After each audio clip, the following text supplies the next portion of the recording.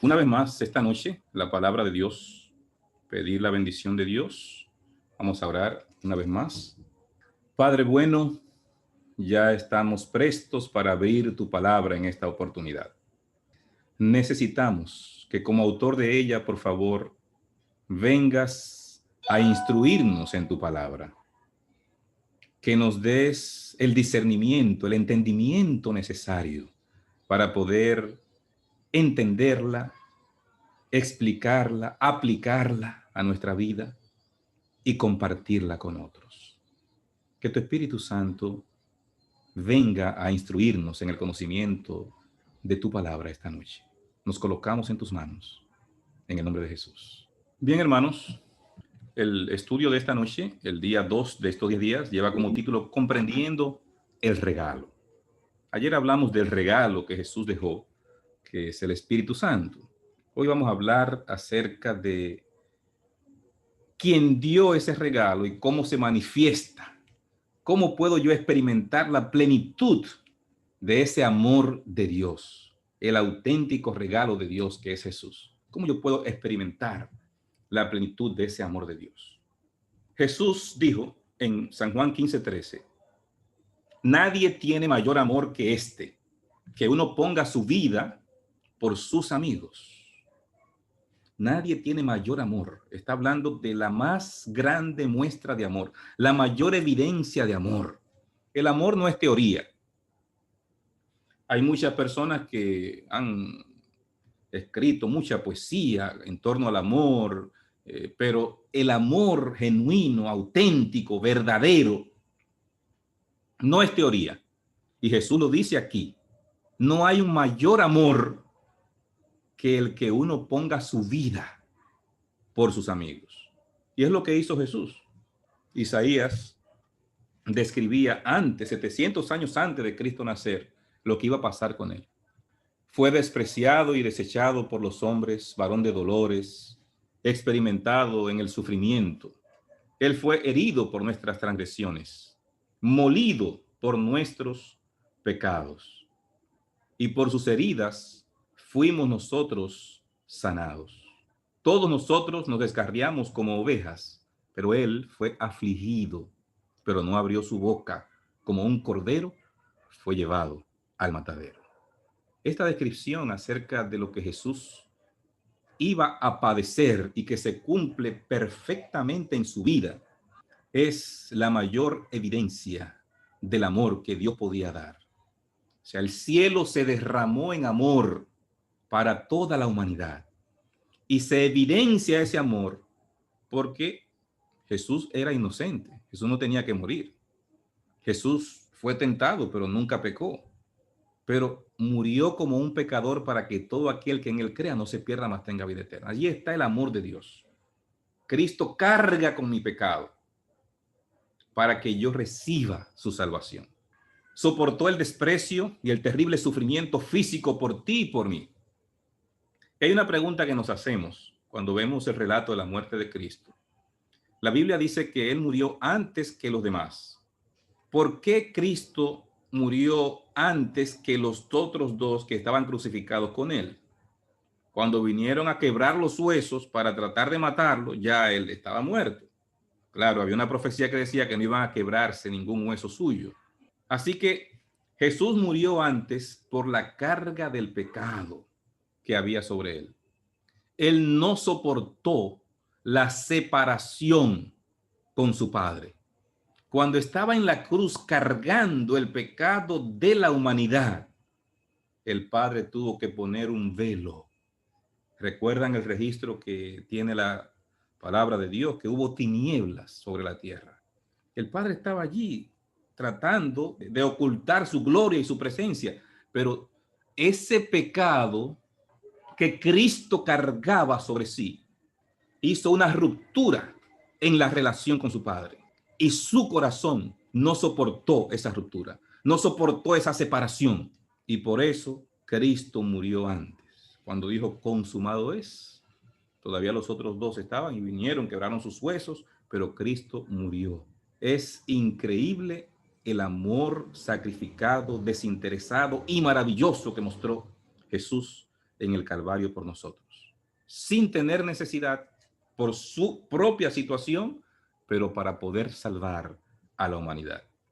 El carácter de Dios, la Biblia describe, es el amor. Su naturaleza es amor. Su amor determina todas sus acciones. Que el cumplimiento de la ley es el amor. Entonces, el Señor quiere demostrar su bondad y su amor para toda la humanidad. Y la mejor forma que Dios ha encontrado para hacer eso es Jesucristo. La revelación más completa y perfecta de Dios y de su amor es ver lo que Cristo hizo para nuestro perdón y nuestra redención. Primera de Juan 4:16 dice, y nosotros hemos conocido y creído el amor que Dios tiene para con nosotros. Dios es amor, y el que permanece en amor, permanece en Dios y Dios en él. Me encanta cómo Juan hace esta mezcla, y sobre eso estaremos hablando durante el resto del tema, pero un poco más adelante vamos a entrar en más detalles sobre este aspecto. Pero fíjense cómo él hace la liga, la mezcla, lo uno con lo otro. Dios es amor, y el que permanece en amor, permanece en Dios y Dios en él. Si no permaneces en amor, entonces Dios no va a permanecer en esa persona. Fíjense cómo el amor mezcla esa relación entre Dios y el hombre. El apóstol Pablo, en Efesios 3, 14 al 19, nos ayuda a entender cómo experimentar la plenitud del amor de Dios. Vamos a leer estos versículos de Efesios capítulo 3 y vamos a entender lo que está diciendo Pablo de cómo experimentar la plenitud del amor de Dios. El verso 14 dice, por esta causa doblo mis rodillas ante el Padre de nuestro Señor Jesucristo, de quien toma nombre toda familia en los cielos y en la tierra, para que os dé conforme a las riquezas de su gloria el ser fortalecidos con poder en el hombre interior por su espíritu. Fíjense quién es el agente que Dios tiene, de quien hablamos ayer, el Espíritu Santo. Por eso es tan importante la función del Espíritu Santo, la labor que iba a hacer el Espíritu Santo una vez Cristo ascendiera. Fíjense cómo ese agente que Dios tiene para hacer ese cambio, esa transformación en nuestra vida, es el Espíritu Santo. Sigue diciendo, ¿qué va a hacer el Espíritu? Para que habite Cristo por la fe en vuestros corazones, a fin de que, arraigados y cimentados en amor, seáis plenamente capaces de comprender con todos los santos cuál sea la anchura, la longitud, la profundidad y la altura. Dice el texto que el Espíritu va a hacer que habite Cristo en nuestros corazones. Y cuando el Espíritu haga esa obra para que Cristo se manifieste en mi corazón, entonces voy a ser cimentado en amor. Cuando el Espíritu Santo viene a mi vida, entonces me va a arraigar para que el amor sea la base, el fundamento de mi vida. Y cuando el amor sea el fundamento, entonces voy a ser plenamente capaz de comprender con todos los santos la anchura, dice el texto, lo ancho, la longitud, lo largo, la profundidad, la altura, y de conocer el amor de Cristo que excede a todo conocimiento, para que seáis llenos de la plenitud de Dios. Maravilloso, extraordinario. Un padre fue con su bote a alta mar con su hijo, y cuando estaban en alta mar, que no veían tierra por ningún lado, solo podía ver agua por todas partes, le dice al hijo, ve a la proa y mira hacia donde se te pierda la vista. Así es el amor de Dios. Ve a la popa y mira hasta donde se pierda la vista. Así es el amor de Dios. Ve a ambos lados de la embarcación y mira hasta donde la vista se te extienda. Así es el amor de Dios. Y después mira hacia el fondo del mar, a ver si puedes ver el fondo. Así es el amor de Dios. Y finalmente el Padre le dice, mira hacia arriba, hasta donde tu vista alcance el cielo azul. Así de grande es el amor de Dios. Y el hijo fue, miró todo, y cuando viene dice, lo más maravilloso es que nosotros estamos en el centro. En el centro de todo eso de ir a la popa, a la proa, mirar hacia ambos lados, hacia arriba, hacia abajo, el barco, la embarcación, dice el niño, nosotros estamos en el centro. Y eso que el niño dijo tan inocentemente, es así. Cuando lo aplicamos, nosotros estamos en el centro del amor de Dios. ¿Qué es lo que el Señor quiere hacer por su espíritu? Que podamos entender, hermanos, la anchura, la longitud, la profundidad, la altura, conocer ese amor de Cristo que excede a todo conocimiento, para que podamos ser llenos de la plenitud de Dios. Cuando yo comprendo el amor de Cristo, entonces soy lleno con ese amor de Cristo. Se revela en mí ese amor. Según de Corintios 3:18 dice, nosotros también mirando a cara descubierta como un espejo la gloria del Señor, somos transformados de gloria en gloria como en la misma imagen por el Espíritu del Señor. Esa transformación, ¿quién la hace? Es el Espíritu Santo. Esa transformación se da cuando yo contemplo, cuando yo puedo entender la magnitud, la profundidad, la grandeza. Los 3 pasos que muestran estos versículos es poder a través de su Espíritu para que podamos recibir a Cristo por la fe en nuestros corazones y el amor de Cristo en nuestro corazón y comprender entonces la grandeza de su amor, conocer ese amor para que podamos ser llenos con ese amor. Así lo presenta el apóstol Pablo en ese texto de Efesios capítulo 3. Jeremías 31:3 dice, Jehová se manifestó a mí hace ya mucho tiempo, diciendo, con amor eterno te he amado, por tanto te prolongué mi misericordia. Me encanta este verso, porque el verso dice, con amor eterno te he amado, y no lo presenta en un pasado. Fíjese que lo está presentando con un tiempo presente. Te amé, te amo, te sigo amando, ¿verdad? Está hablando, te he amado, te amé y te sigo amando hoy.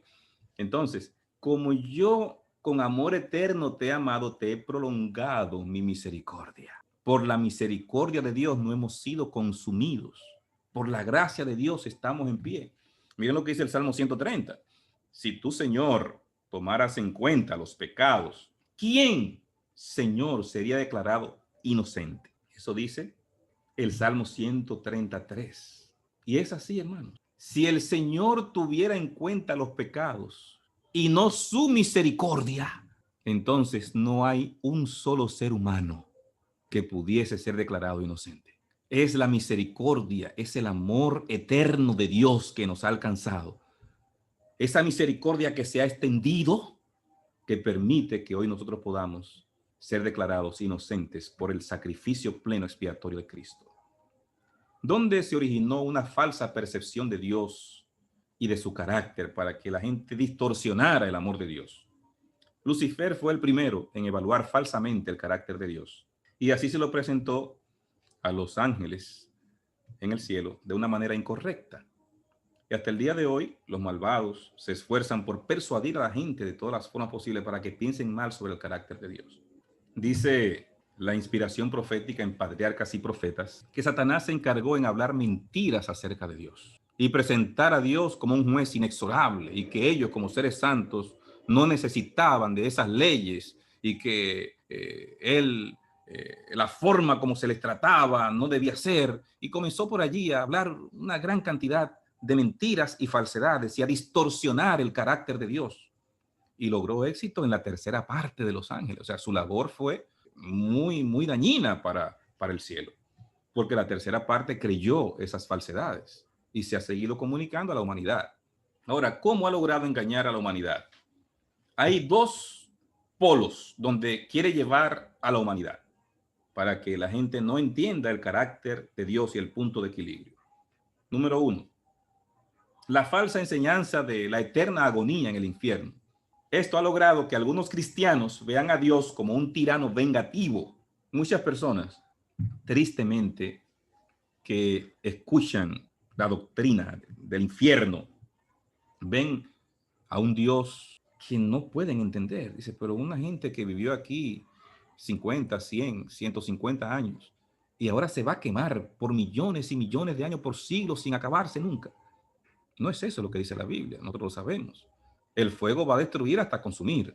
pero han difundido una idea falsa de Dios, presentando a Dios como alguien que se va a gozar mirando que otro está sufriendo eternamente, con un castigo que es muy superior a la falta cometida. Eso es injusticia. Es presentar a un Dios injusto. No es eso lo que dice la palabra de Dios. Hay mucha gente que se ha apartado del conocimiento de Dios y han llegado al ateísmo por ese tipo de enseñanza. Pero hay otro extremo. Dios es amor. Y como Dios es amor, no va a dejar que yo me pierda. Así que como ese amor de Dios es tan grande, entonces finalmente todo el mundo se va a salvar. Aún aquellos que no lo aceptaron, después van a tener una oportunidad. Y oigo esa doctrina por ahí, que habrá una oportunidad que se le va a dar a esa gente para que se arrepientan. ¿De dónde sacaron eso? Lleva a unas personas a un extremo, a otro lo lleva al otro extremo. No, no te afanes mucho, como quiera todo el mundo se va a salvar. No es así. Pero el enemigo busca siempre llevarnos a los polos opuestos, no al punto de equilibrio que enseña la palabra de Dios. La Biblia tiene ese punto de equilibrio. Miren lo que dice Eclesiastés 11:9. Alégrate, joven, en tu juventud, y tome placer tu corazón en los días de tu adolescencia, y anda en los caminos de tu corazón y en la vista de tus ojos, pero sabe que sobre todas estas cosas te juzgará Dios. O sea, tú puedes hacer lo que te parezca con tu vida, finalmente. Dios le ha dado esa libertad al ser humano por amor. Ese amor de Dios es tan grande que no te va a obligar, te da el libre albedrío para que tú tomes tus propias decisiones. Pero Él te dice, mira, tú puedes hacer lo que tú quieras, pero recuerda que hay un juicio que se va a dar. Y Dios va a juzgar todo. No hay cosa secreta delante de Dios. Dios va a juzgar todo y cada quien conforme a sus obras. Primera de Juan nos recuerda, pues este es el amor a Dios, que guardemos sus mandamientos, y sus mandamientos no son gravosos. Fíjense este enfoque del amor de Dios que hace Juan. Juan está diciendo, el amor a Dios es que guardemos sus mandamientos. Así que hay un principio de obediencia ligado al amor a Dios. Porque si de verdad yo amo a Dios, yo voy a querer obedecer a ese Dios. Y eso es que tenemos que entenderlo. El apóstol Pedro nos ayuda a entender quién llevó él mismo nuestros pecados en su cuerpo sobre el madero, para que nosotros, estando muertos a los pecados, vivamos a la justicia, y por cuya herida fuisteis sanados. Cristo hizo lo que le tocaba para que yo pueda ser restaurado, para que yo pueda ser perdonado, para que yo pueda ser sanado. El G. de White dice en El deseo de todas las gentes, cuanto más íntima sea nuestra relación con Jesús, más felices, más satisfechos y más agradecidos estaremos. Y cuando damos gracias a Dios, siempre tiene un efecto positivo en nosotros y en nuestro carácter. Incluso estamos influenciados por nuestras propias palabras. Esa intimidad con ese que se dio por mí, que sufrió en el madero, esa búsqueda de ese Dios, me va a hacer a mí que feliz, satisfecho y agradecido. Hay una parábola que nosotros conocemos bastante bien. No vamos a entrar en muchos detalles sobre ella, pero algunas lecciones que queremos extraer de la parábola del hijo pródigo. Creo que todos conocemos bien esta parábola. El padre simboliza a Dios, el hijo simboliza a nosotros, los seres humanos. Entonces, sabemos que el hijo se fue, pidió su herencia y se fue. No quería seguir con las regulaciones y las reglas de la casa, los mandamientos de Dios. Antes que el hijo se fuera, exigió esa herencia que no le tocaba. No le tocaba, porque el padre estaba vivo. Pero el padre se la dio porque lo amaba. O sea, esa libertad es la que Dios nos concede a nosotros. Fíjense cómo así rápidamente podemos ver que el Padre que nos ama nos concede la libertad de que usted tome sus propias decisiones. Ahora, las consecuencias de sus decisiones usted la va a sufrir. El hijo se marchó, fracasó, decide volver a la casa cuando vio que estaba perdido, y cuando decidió volver, ¿qué pasó? El padre hace una fiesta y lo recibe con alegría y con gozo. Ahora, fíjense un detalle más de esta parábola. El arrepentimiento y confesión del pecador, el padre que anhela su regreso y la gozosa bienvenida cuando éste regresa, está ilustrado con el hijo que vuelve a casa. Fíjense qué interesante. Dios nos ama incondicionalmente y está representado en la parábola por el Padre. Pero el Padre no salió a buscar al Hijo. Hay dos parábolas antes en ese capítulo donde el pastor sale a buscar a la oveja, donde la mujer busca la dracma que se le perdió hasta que la encuentra. Pero noten que en la parábola del hijo pródigo, el padre no sale a buscar al hijo. ¿Qué nos está queriendo enseñar Jesús? Hay un tipo de persona, el que sabe, que ha conocido el amor de Dios, que sabe dónde está casa, que sabe dónde está el Padre. Entonces necesita ese pecador ir al Padre, ir a Él, como el Hijo regresó donde su Padre. El Padre no salió a buscar al Hijo, porque el Hijo sabía, conocía, pero cuando el Hijo vino, el Padre se alegró, lo recibió con fiesta y hizo un banquete extraordinario para recibir a su Hijo. Elena White dice, usted necesita un bautismo cotidiano del amor que en los días de los apóstoles lo mantenía en común acuerdo. Un bautismo diario del amor. Ese amor del Padre que se manifiesta en el amor nuestro. Qué triste cuando vemos en esa misma parábola que el hermano no se integró a la fiesta. ¿Y a quién representa el hermano? Bueno, representaba en el tiempo de Jesús a los dirigentes judíos que no aceptaron con gozo cuando venían los pecadores que eran aceptados por Jesús. Rechazaron el evangelio de plano. No entraron a la fiesta, porque la parábola seguía escribiéndose en el tiempo de Jesús. Y al final lo escribieron los fariseos, dice Elena G. White en Palabras de Vida. Ellos se escribieron al final, no entraron a la fiesta. Como el hermano, no dice la parábola si entró o no, porque todavía se estaba escribiendo en el tiempo de Jesús. Pero finalmente ellos pusieron su final en la parábola, no entraron a la fiesta. Entonces, dos tipos de amor.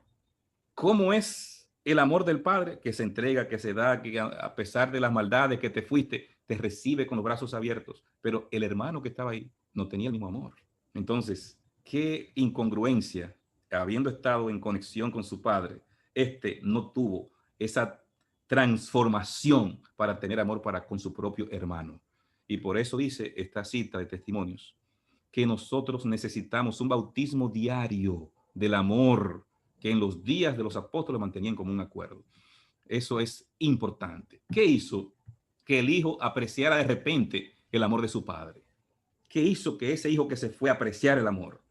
Solo cuando se dio cuenta de lo bien que lo había tratado el padre, cómo lo habían tenido en la casa. Entonces él se vio perdido en una posilga. Dice, no, por lo menos allí yo como, voy para allá. Hasta que él no tocó fondo, no reconoció para volver. La crisis le devolvió sus sentidos a través de una vida dura. Su actitud insolente dio un paso a una actitud realista. Hermanos, Dios nos ama de una forma que nosotros a veces no entendemos. Hay ocasiones en que la única forma que Dios tiene para ayudarnos a entender su amor es dejarnos que pasemos una crisis. Hasta que no pasamos una crisis, muchas veces no podemos entender la anchura, la longitud, la profundidad, la altura de ese amor de Dios. ¿Cuándo reaccionó el hijo pródigo? Cuando estaba en la posilga y no podía comer ni siquiera la comida que le daban a los cerdos. Y a veces, hermanos, Dios nos permite pasar ese tipo de experiencias porque es la única manera que Él tiene de que nosotros miremos hacia arriba y entendamos finalmente. Si tú eres suficientemente inteligente, no tienes que vivir la experiencia. Por ver la experiencia de otros, ya será suficiente para tú entenderlo. Pero tristemente algunos hemos tenido que sufrir y entender después del sufrimiento. Pero es una muestra del amor de Dios para nosotros.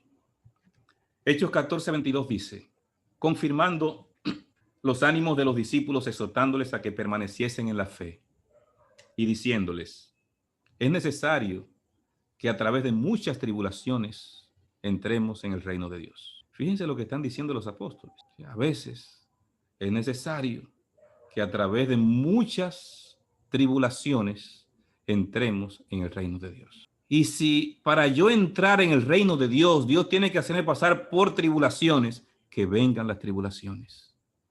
Cuando la iglesia fue perseguida, fue cuando la iglesia fue más fiel. Ahí está la historia.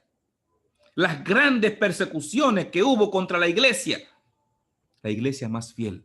Cuando se unió la iglesia con el Estado, se corrompió la iglesia. A través de muchas tribulaciones, muchas veces, es como podemos entrar en el reino de Dios. La gran pregunta que tuvo una gran respuesta. Maestro, ¿cuál es el gran mandamiento en la ley? Jesús le dijo, amarás al Señor tu Dios con todo tu corazón, con toda tu alma y con toda tu mente. Ahí está la respuesta. Amarás al Señor tu Dios con todo tu corazón, con toda tu alma y con toda tu mente. Pero dice, y el segundo es semejante. Amarás a tu prójimo como a ti mismo. Y entonces dice Jesús, de estos dos mandamientos depende toda la ley y los profetas. Hay personas que no ven todo el texto y se quedan nada más. Jesús resumió la ley en dos, amar a Dios y amar al prójimo. Sí, el principio de la obediencia es el amor. De eso no hay ninguna duda. Pero fíjense que Jesús no dejó lugar a duda cuando dice, de estos dos mandamientos depende toda la ley y los profetas. Porque el principio de la obediencia es el amor. Amar a Dios, amar al prójimo. No nos quedemos en el amor de Dios para con nosotros. Nosotros le amamos a Él porque Él nos amó primero. O sea, ese amor de Dios que se manifiesta debe producir una respuesta en nosotros. Le amamos a Él porque Él nos amó primero. Pero hay un segundo mandamiento. Amarás a tu prójimo como a ti mismo. Jesús da un nuevo mandamiento. Vamos a leerlo en Juan 13:34. Un mandamiento nuevo os doy, que os améis unos a otros como yo os he amado, que también os améis unos a otros. Un mandamiento nuevo. En esto conocerán todos que sois mis discípulos, si tuviereis amor los unos con los otros. Wow, es impactante lo que está diciendo Jesús. Jesús está diciendo, miren, le estoy dando este mandamiento nuevo, que se amen. Y entonces dice en el siguiente versículo, el mundo va a conocer que son mis discípulos si de verdad ustedes se aman los unos a los otros. O sea, ese amor de Dios tiene que evidenciarse en el amor horizontal, en el amor entre ustedes. Así es como se manifiesta el amor de Dios. No es en teoría, pero era nuevo este mandamiento, porque hizo un mandamiento nuevo. Era nuevo realmente este mandamiento. No es nuevo el mandamiento. Vamos a buscarlo en Levítico 19. Dice, no te vengarás, ni guardarás rencor a los hijos de tu pueblo, sino amarás a tu prójimo como a ti mismo. ¿Quién firma? Jehová. Ahí está. Amarás a tu prójimo como a ti mismo. Así que no es un mandamiento nuevo. Es un mandamiento que está en el Antiguo Testamento, está en la ley de Moisés. Está allí en el Pentateuco. El amor al prójimo no era nuevo. Jesús está reinterpretando y dando una aplicación a este principio del amor. Hechos de los Apóstoles, página 551, dice Elena G. de White. El amor supremo por Dios y el amor desinteresado, el uno por el otro, este es el mejor regalo que nuestro Padre Celestial puede otorgar. El mejor regalo, ¿cuál es? Amar, ese amor de Dios, pero también ese amor desinteresado, el uno por el otro. Y ahora fíjense lo que dice. Este amor no es un impulso, sino un principio divino, un poder permanente. El corazón no consagrado no puede originarlo ni producirlo. Solo el corazón donde reina Jesús se encuentra. El corazón no consagrado, todo el que no está lleno con el Espíritu Santo, que le ayude a entender la magnitud del amor de Dios, dice, ese corazón no consagrado no puede originar ese amor al prójimo. No lo puede originar. Romanos 5:5. Y la esperanza no avergüenza, porque el amor de Dios ha sido derramado en nuestros corazones. ¿Por quién? Por el Espíritu Santo que nos fue dado. Fíjense la función amplia del Espíritu Santo. Una iglesia que está centrada en Dios es una iglesia que ama a Dios sobre todas las cosas y que ama a su prójimo como a sí mismo. Porque el Espíritu Santo nos ha dado ese amor de Dios que se manifiesta hacia mis semejantes. Dice el apóstol, si yo hablase lenguas humanas y angélicas y no tengo amor, vengo a ser como metal que resuena o címbalo que retiñe. Yo puedo hablar en lenguas, eso de nada sirve si no tengo amor. Si tuviese profecía y entendiese todos los misterios y toda la ciencia, y si tuviese toda fe, de tal manera que trasladase los montes, y no tengo amor, nada soy. Wow, profecía, entender los misterios, sabiduría, ciencia, fe. Pero si no hay amor, de nada me sirve eso, dice el texto. No soy nada. Estamos entendiendo la magnitud del amor. Y estamos hablando de el amor a Dios y el amor al prójimo en ambas vertientes. Si repartiese todos mis bienes para dar de comer a los pobres, y si entregase mi cuerpo para ser quemado, y no tengo amor, de nada me sirve. Entonces, hermanos, ese amor de Dios y ese amor al prójimo tienen que ser la guía más importante para nosotros. Porque no importa lo que haga y lo que tenga, si no está ese principio del amor, no me sirve de nada. Vamos un paso más a entender el amor de Dios y el amor al prójimo. Vamos esta vez a ver a Romanos 13:8. Dice el apóstol Pablo, no debáis a nadie nada, sino el amaros unos a otros, porque el que ama al prójimo ha cumplido la ley. Oigan bien, Jesús dijo que se resume en dos: amar a Dios y amar al prójimo. Pablo dice que el que ama al prójimo ya cumplió toda la ley. Lo resumió en uno. Pablo va más allá. Dice, mira, es que cuando tú amas al prójimo es porque tú amas a Dios. Es que cuando tú amas al prójimo es porque el amor de Dios está en ti. Es porque el Espíritu Santo te ha ayudado a entender esto y ha colocado ese principio de amor al prójimo en ti. Porque no adulterarás, no matarás, no hurtarás, no dirás falso testimonio, no codiciarás. Cualquier otro mandamiento en esta sentencia se resume: amarás a tu prójimo como a ti mismo. Pablo lo resume en un mandamiento: amar al prójimo. Con eso ya tú has cumplido toda la ley. Qué valioso lo que está diciendo. Vamos a Juan ahora. No creamos que es algo aislado. Es toda la Biblia, Antiguo, Nuevo Testamento. Cada autor hace ese enfoque del amor. Dice Juan, 1 Juan 3:16. En esto hemos conocido el amor, en que Él puso su vida por nosotros. Y entonces añade, también nosotros debemos poner nuestras vidas por los hermanos. Entonces, no es teoría, no es teoría. O sea, si Cristo hizo eso por nosotros, y entonces yo, que tengo el amor de Cristo, debo estar dispuesto aún a entregar mi vida por los hermanos. ¿Lo hacemos? Pero a veces ni siquiera queremos entregar una ayuda y vamos a entregar la vida. Bueno, quizás en la iglesia Ángeles de Luz sea diferente, pero tristemente no vemos a nivel global que tengamos ese espíritu de sacrificio por los demás como era el espíritu en la iglesia primitiva. Dice el verso 17, el que tiene bienes de este mundo y ve a su hermano tener necesidad y cierra contra él su corazón, ¿cómo mora el amor de Dios en él? O sea, tú tienes bienes, ve a tu hermano en necesidad y te haces de la vista gorda. Entonces la pregunta que hace Juan es, ¿cómo puede morar el amor de Dios en esa persona? No está el amor de Dios. Porque no podemos amar de palabras.